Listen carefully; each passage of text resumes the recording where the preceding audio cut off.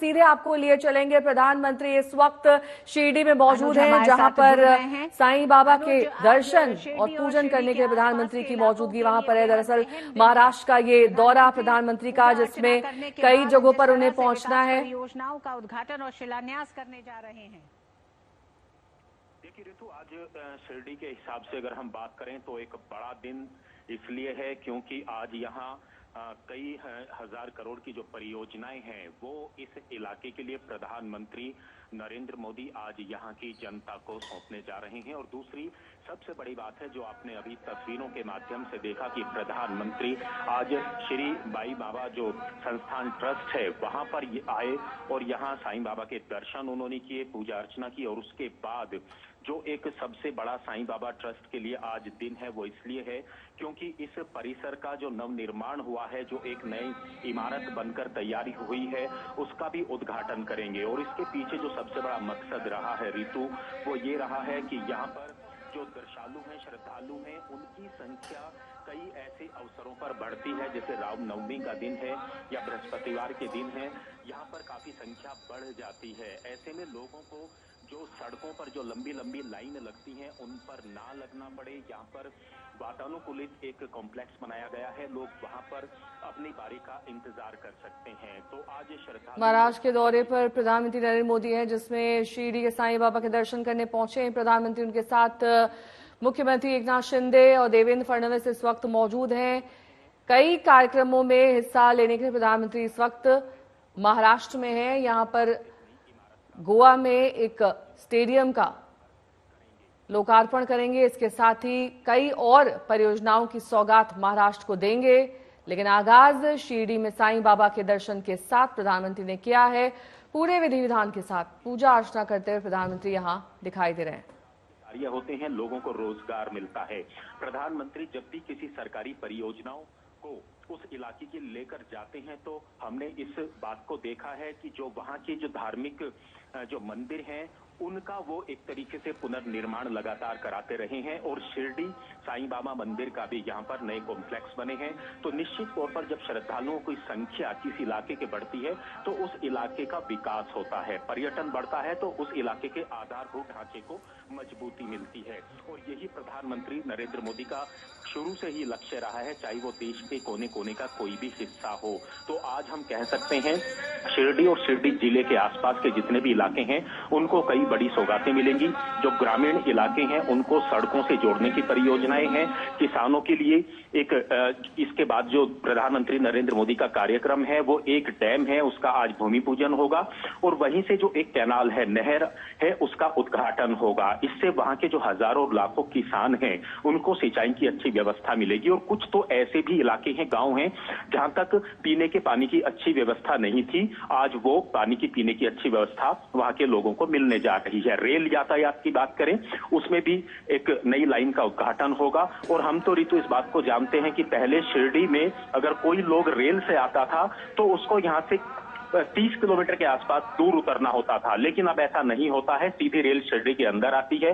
हवाई मार्ग की बात करें तो पहले औरंगाबाद कई सौ किलोमीटर दूर हवाई अड्डा होता था, लेकिन प्रधानमंत्री नरेंद्र मोदी के प्रयासों से अब लगातार पिछले कई वर्षों से यहाँ पर हवाई अड्डा भी चल रहा है। तो धार्मिक पर्यटन को बढ़ावा देना, इलाके का विकास करना, ये एक सबसे बड़ा फोकस प्रधानमंत्री नरेंद्र मोदी का रहा है और जिसके गवाह आज यहाँ की जनता एक बार फिर से बनने जा रही है। ऋतु जी अनुज, बिल्कुल सही आपने कहा कि हम जानते हैं कि प्रधानमंत्री नरेंद्र मोदी ने हमेशा से धार्मिक पर्यटन को बढ़ावा देना मकसद है प्रधानमंत्री का। और ऐसे में एक कॉरिडोर बनाया गया है ताकि जो श्रद्धालु शिरडी पहुंच सकते हैं उनका सुविधाजनक तरीके से दर्शन पूजन अर्चन हो सके।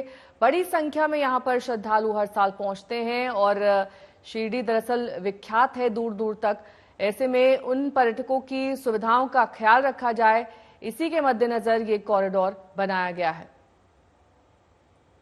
धार्मिक टूरिज्म को बढ़ावा देना भी इस कॉरिडोर का मकसद है ताकि ऐसी सुविधाएं इन पर्यटकों को दी जाएं जिससे इनका दर्शन और ज्यादा सुविधाजनक हो सके।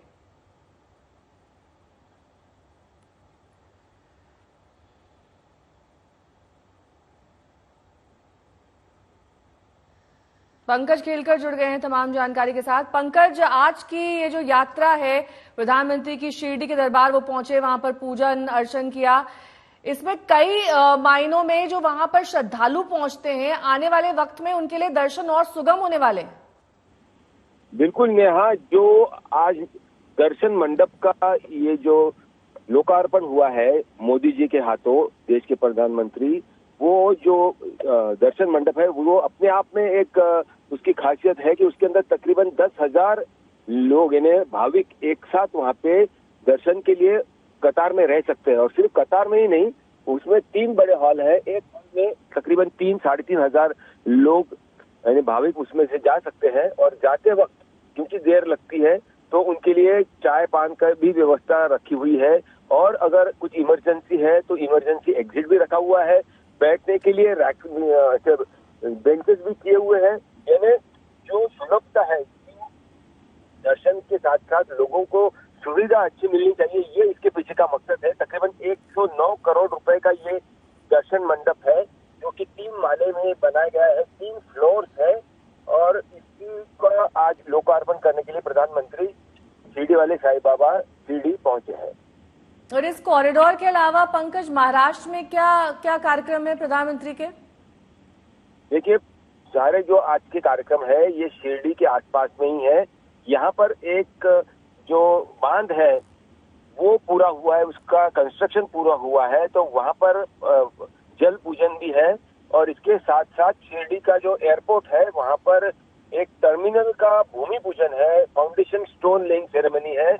उसकी कीमत तकरीबन 600 करोड़ बताई जा रही है। तो वो भी एक अत्याधुनिक टर्मिनल वहाँ पे उसका निर्माण होगा।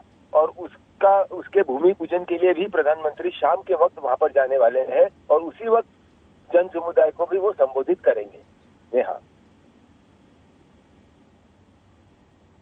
पंकज, 7,500 करोड़ की परियोजनाओं की सौगात दी जा रही है। शिरडी में तो ये अहम कार्यक्रम है ही, इसके साथ ही महाराष्ट्र में आप बता रहे हैं शिरडी के आसपास भी अन्य कार्यक्रम है। गोवा में जो कार्यक्रम है उसके बारे में जानकारी देंगे? देखिए, अभी जो महाराष्ट्र में है, गोवा में भी इसी तरह से जाकर वहां पर भी जो सार्वजनिक लोगों के लिए जो प्रोजेक्ट है उसका लोकार्पण या उसका भूमि पूजन के लिए मोदी जी वहां पे जा रहे हैं। ठीक है, बहुत बहुत शुक्रिया इस तमाम जानकारी के लिए आपका। होंगे बाकी दर्शक लोग जो हमें सुन पा रहे हैं, देख पा रहे हैं, वो यहाँ पर आए होंगे तो उन्होंने पिछले 10 वर्षों के अंदर एक बहुत बड़ा बदलाव देखा है। हम